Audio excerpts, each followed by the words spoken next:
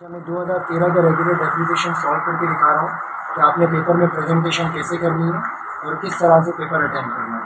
Question number 9 का ये part, तो सबसे पहले आपने क्वेश्चन नंबर 9 लिखा और इसका ये पार्ट। हमारा टॉपिक है डेप्रिसिएशन। ए पार्ट में कह रहे हैं कि सितंबर 30, 2008 को मुनीब कंपनी ने परचेज़ की है मशीन 2.5 लाख की और इसे 5% ट्रेड डिस्काउंट मिला है और उसने ये मज़ीद खर्चे भी किए। आपको कह रहा है रिक्वायरमेंट में कि कॉस्ट ऑफ मशीन निकालो और रिकॉर्ड करो परचेज ऑफ मशीन। मैं जब लिख रहा हूँ तो मैं कॉन्सेप्ट भी समझा रहा हूँ। तो सबसे पहले हम कॉस्ट ऑफ मशीन निकालें।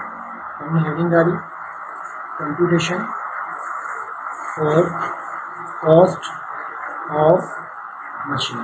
ठीक है बेटा, सबसे पहले आपको जो मशीन की प्राइस दी हुई है वो दी हुई है 2.5 लाख। इसको हम कहते हैं लिस्ट प्राइस। क्या कहते हैं? List price.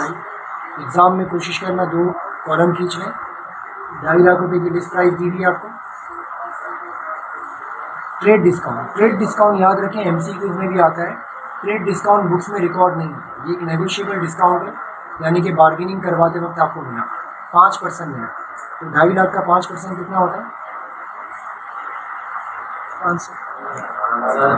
12,500। ये डिस्काउंट माइनस करने के बाद आपके पास जो बिल बनेगा वो बनेगा 237,500। इसको हम कहते हैं इनवाइस प्राइस। क्या कहते हैं? यानी कि जो आपका बिल बनेगा। समझ आए यहाँ तक?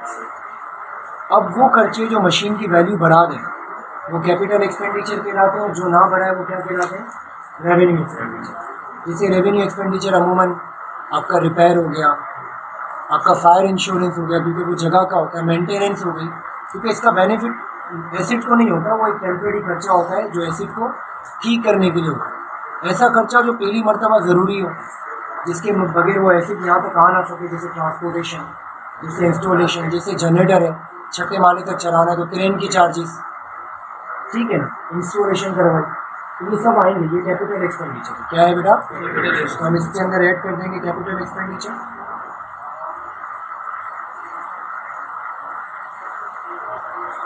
जो फर्स्ट टाइम होते हैं या फिर ड्यूरिंग द ईयर भी करवाते हैं लेकिन उससे उसकी लाइफ बढ़ जाए।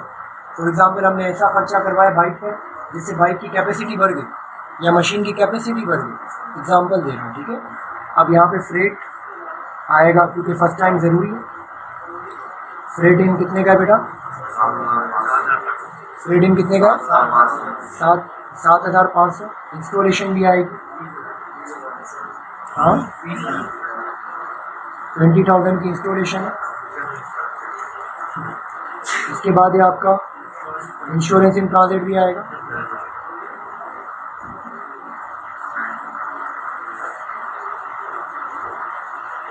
कितने का बेटा? 10,000। इसके बाद क्या है? फायर इंश्योरेंस नहीं है।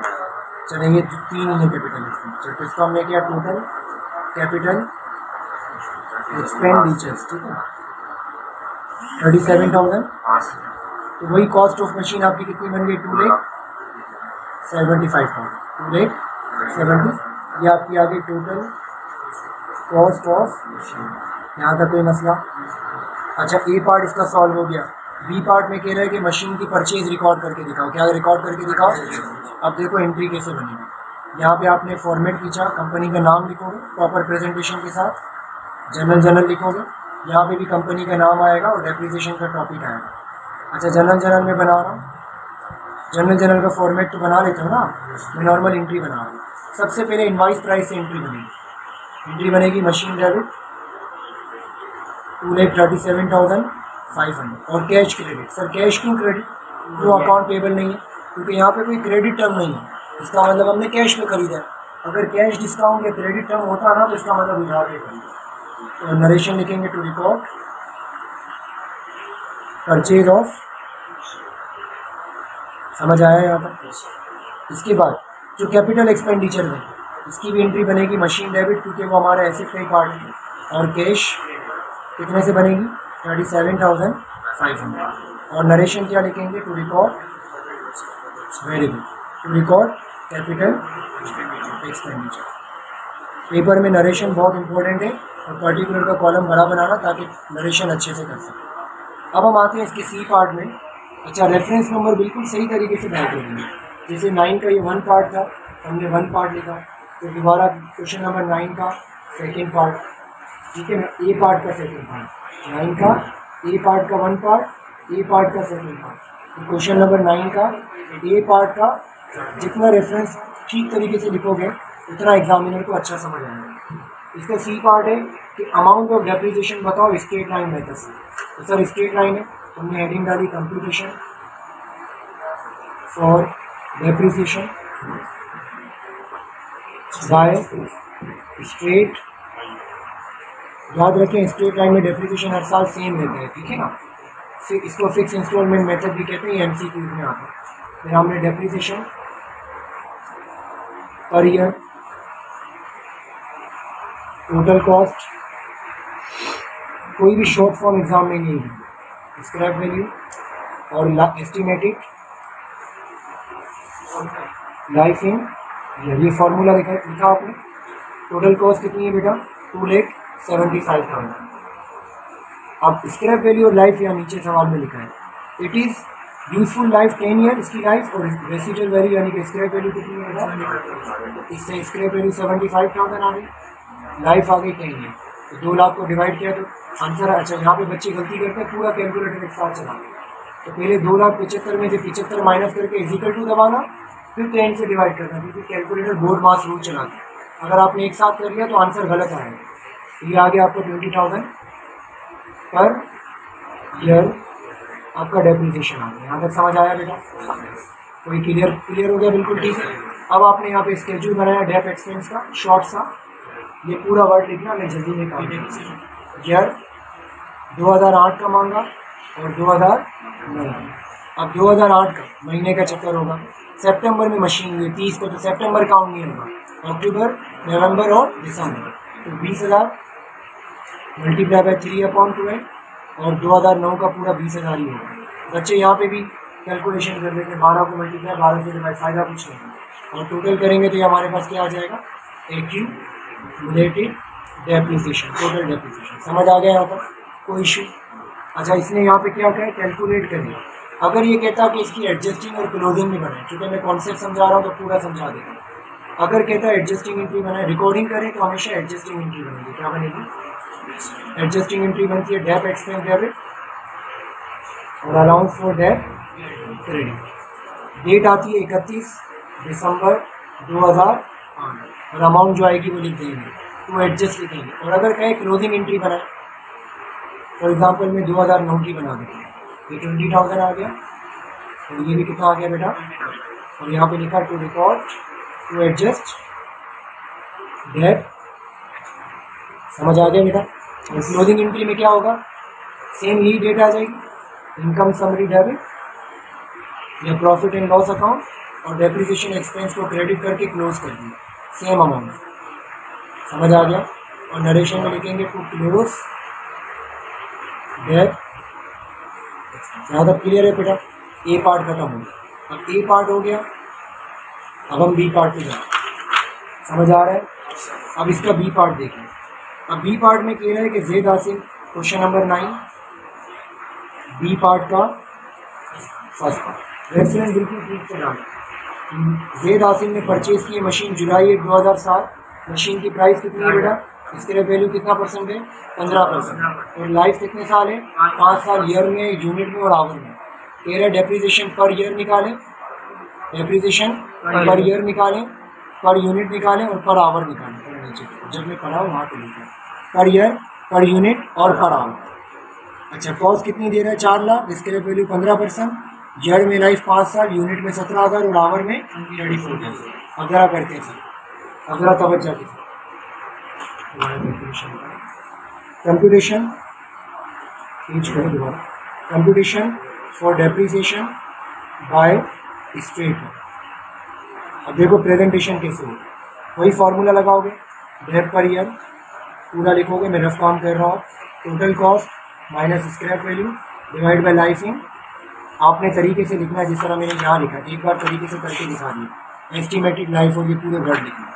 टोटल कॉस्ट कितनी है आपकी यहाँ पे मशीन की, टोटल कॉस्ट है बेटा 4 लाख। इसका ए पार्ट से कोई लेना देना नहीं है। स्क्रैप वैल्यू 15%, तो 4 लाख का 15% होता है 30 लाख। 4 लाख का 15% कितना होता है? नहीं, 10% 40, 60,000। अच्छा, इसको हिस्टेरिक बनाओगे और यहाँ पे साइड में हिस्टेरिक सोल्व करके दिखा दो। पेपर में ऐसे करना, 4 lakh multiply by 20% is equal to 60,000। ये हिस्टेरिक सॉल्व होगा। Divide by life in year कितना साल है बेटा? 10 साल, 5 साल। कितने साल लाइफ है इसकी? 5 साल। ठीक है, अब आपका पर ईयर आ गया, कितना आता है बेटा? जल्दी से बता। ये टोटल कॉस्ट है आपकी 4 lakh minus 60,000 is equal two divided by 5। Per year आ गया बेटा 68,000। यहाँ तक कोई मसला समझ आ गया? यहाँ तक ये पर ईयर हो गया। अब ये कह रहा है कि पर यूनिट भी निकालो और पर आवर भी निकालो। अब सेम है, स्ट्रेट लाइन का ये पार्ट है, बस लाइफ इन ईयर की जगह लाइफ इन यूनिट आ जाएगा, इसमें लाइफ इन आवर आ जाएगा। हमने यहाँ पे लिखा कंप्यूटेशन फॉर डेप्रिसिएशन, पूरा लिखेंगे बाय यूनिट। नाम दे दिया मेथड, लेकिन है किसका पार्ट? ये डेप पर यूनिट लिखा बेटा, यहाँ पर पूरा लिखेंगे आप is equal to total cost minus scrap value divided by life in unit. अब टोटल कॉस्ट तो वही 4 लाख का 4 लाख, स्क्रैप वैल्यू वही 60,000 और लाइफ इन यूनिट कितनी है बेटा? लाइफ इन यूनिट दी हुई 17,000। कितनी दी हुई है? 17,000। तो पर यूनिट 17,000 से डिवाइड किया, 4 लाख माइनस 60,000 डिवाइडेड बाय 17,000, तो आपका पर यूनिट आ गया 20। यहाँ तक कोई मसला समझ आ गया बेटा? यहाँ तक। अब सेम चीज़ पर आवर है, हमने हेडिंग डाली computation for depreciation by hour. Is it fine बेटा? वही फॉर्मूला डेप पर आवर आ जाएगा, total cost minus scrap value divided by life in hour. आप लोग पूरा प्रेजेंटेशन के साथ करोगे, फॉर्मूला ब्लैक पॉइंटेड से डालना। टोटल कॉस्ट कितनी है बेटा? 4 लाख। स्क्रैप वैल्यू कितनी है? 60,000। और लाइफ इन आवर कितनी दी हुई है? 34,000। कितनी दी हुई है बेटा? 34,000 पर आवर दी हुई। 34,000 से डिवाइड किया तो आपका पर आवर आ गया 10। कितना आ गया? यहाँ तक कोई मसला, कोई इशू? अब आ जाए सर, मैंने पहला पार्ट कर लिया, अब बी पार्ट में कह रहे हैं कि एडजस्टिंग एंट्री बनाओ। क्या बनाओ? एडजस्टिंग एंट्री बनाओ 2007 और 8 की अंडर वर्किंग आवर मेथड में। अच्छा, जब भी आवर या यूनिट होगा तो सवाल में बता देगा कि भाई मशीन 1000 घंटे चली है 2007 में और 2008 में कितने घंटे चली है? 2200 घंटे चली है।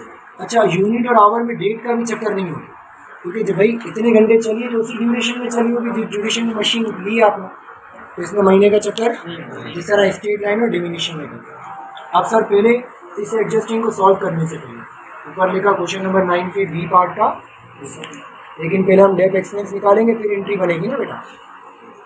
कितने साल है? 2007 और 2007 में कितने घंटे चली है मशीन? 1000। और 2008 में 1000 और 22। यहाँ तक कोई मसला?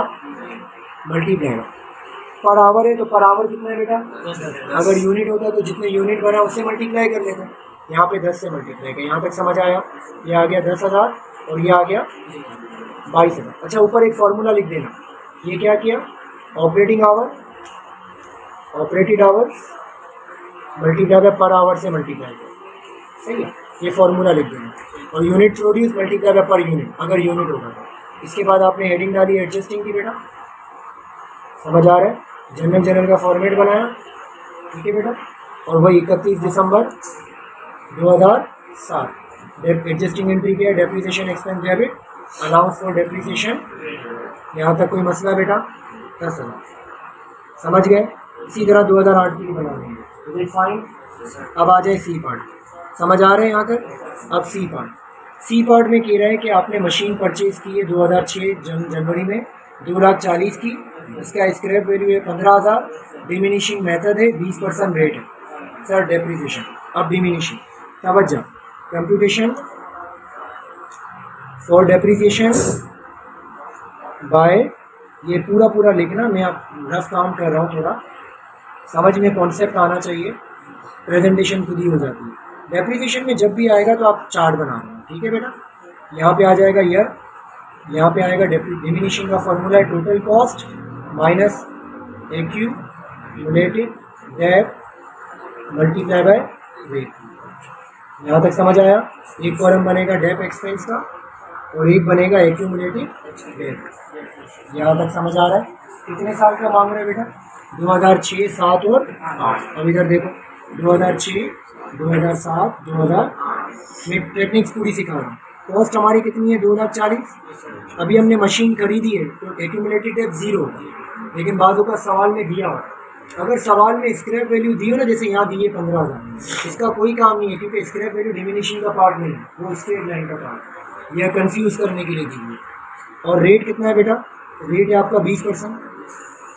अगर महीने का चक्कर होता तो रेट कर लेते, यहाँ पे जनवरी का नहीं होता, वरना मार्च होता तो 10 मल्टीप्लाई बाय 10 डिवाइड बाय 12 भी करते। अब 2,40,000 का 20% होता है 48,000। यहाँ था कोई मसला?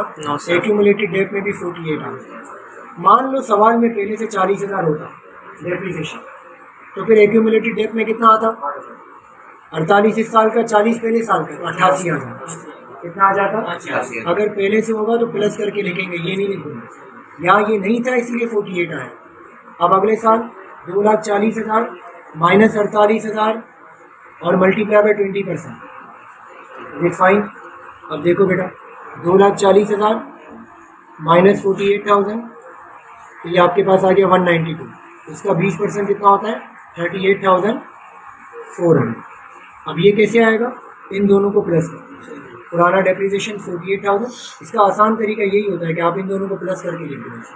48,000 प्लस 38,400, ये आ गया आपका 86,400।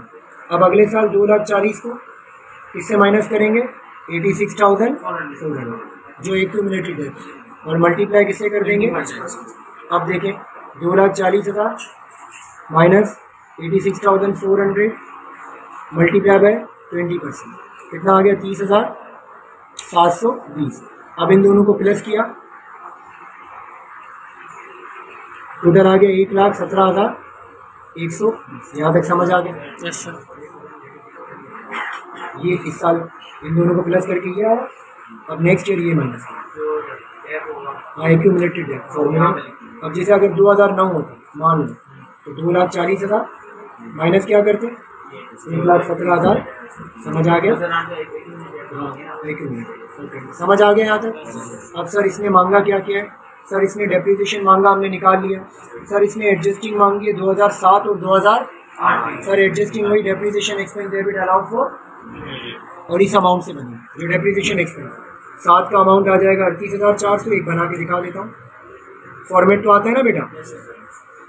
अलाउंस फॉर डेप्रिसिएशन कितने से? 38,400। यहाँ तक समझ आ गया बेटा? अगर 2008 की बनानी है तो किससे बनेगी? 30,000। समझ आ गया? पक्का? अब आता है टी अकाउंट। अब मैं टी अकाउंट सिखा देता हूँ तो ये टॉपिक खत्म हो गया। अब जरा टी अकाउंट, अच्छा टी अकाउंट समझाने से पहले एक एंट्री याद रखना। एडजस्टिंग एंट्री क्या होती है? Dep expense debit allowance for dep. यहाँ तक समझ आ गया? और ये एडजस्टिंग होती है, कौन सी होती है? और क्लोजिंग क्या होती है बेटा? क्लोजिंग होती है प्रॉफिट एंड लॉस या income summary debit, profit and loss account debit और डेप एक्सपेंस, ये याद रहेगा। अब अगर हम डेप एक्सपेंस का टी अकाउंट बनाएंगे, किसका टी अकाउंट बनाएंगे? तब जाओ बेटा,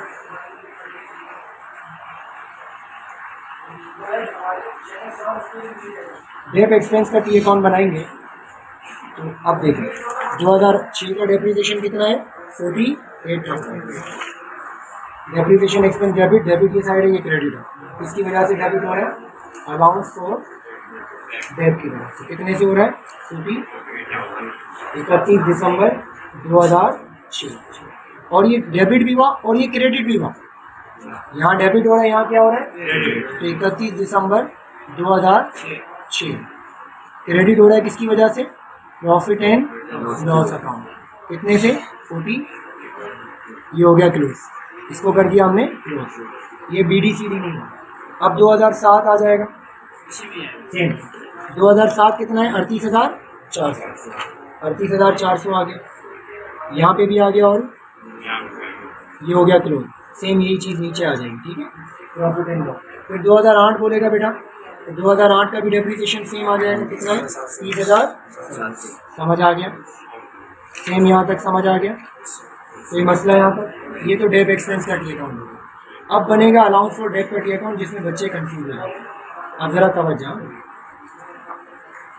अलाउंस फॉर डेप क्रेडिट होगा। क्या हो रहा है बेटा, सिर्फ क्रेडिट ही होगा।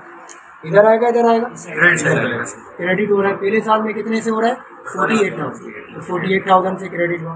किसकी वजह से हुआ, डेप एक्सपेंस, 31 दिसंबर 2006। समझ आ गया। अब ज़रा देखें, इसके अंदर होगा क्लोजिंग। फिर हमने किया 48,000, इधर भी 48, यहाँ पे आएगा 31 दिसंबर 2006 को, साल के आखिर में क्लोजिंग बैलेंस CD पूरा 48 आ जाए। और यहाँ पे 1 जनवरी नेक्स्ट ईयर 2007 बैलेंस BD कितना आ गया 40।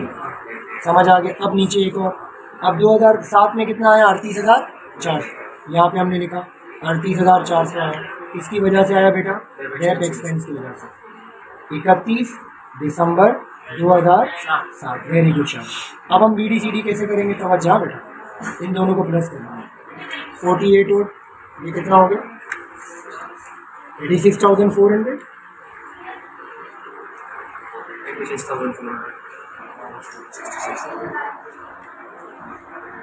86,400। समझ आया, तो दोनों तरफ लिखा बेटा। अब यहाँ पे आ गया बैलेंस CD 31 दिसंबर 2007, और यहाँ पे 1 जनवरी 2008 बैलेंस BD आ गया। कितना आ गया 86,000। समझ आ गया यहाँ तक। अब अगर 2008 का डेप्रिसिएशन कितना है 30,000, ये इसके नीचे ऐड किया डेप एक्सपेंस की वजह से, और यहाँ पे लिखा 31 दिसंबर 2008। फिर भाई CD दोनों को प्लस किया, इधर भी आएगा, इधर CD और इधर दैट्स इट। अब बताओ कितना मुश्किल है।